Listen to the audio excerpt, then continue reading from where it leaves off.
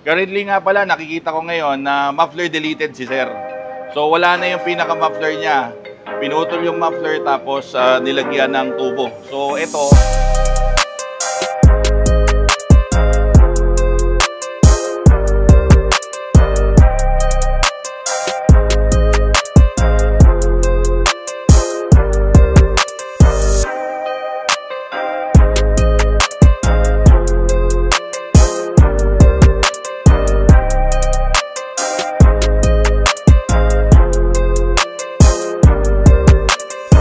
good morning sa mga sumusubaybay sa Nitro Fuse Garage. Meron na naman akong bagong project ngayon.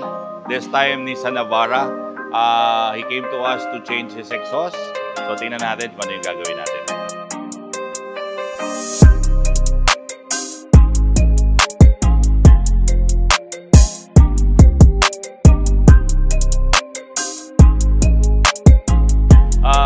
Magsisimula ako dito sa may taas. Siyempre yung Navara nandito sa may driver side.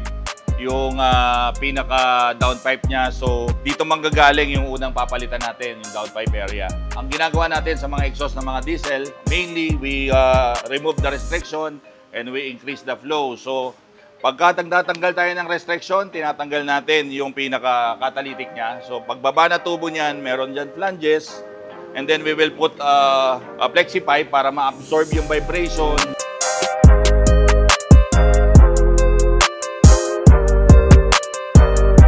Tapos magkakaroon ng join again dito na magiging pa-L yung shape. Galing kasi sa driver side, punta sa passenger side yung pinakatubo nito. So mag-L talaga siya. So ang gagawin natin dyan, we will improve the pipe size, syempre, para magkaroon ng better flow. Currently nga pala, nakikita ko ngayon na muffler deleted si sir. So wala na yung pinaka-muffler niya. Pinutol yung muffler tapos nilagyan ng tubo. So ito, suggestion ko kay sir, maglagay pa rin tayo currently ng muffler sa kanya para at least tama pa rin yung composition ng exhaust. So may lalagay tayo rito. He decided to use Spitfire muffler para magkaroon ng rumble bass. Yung Spitfire muffler is a brand of Nitro Fuse Garage.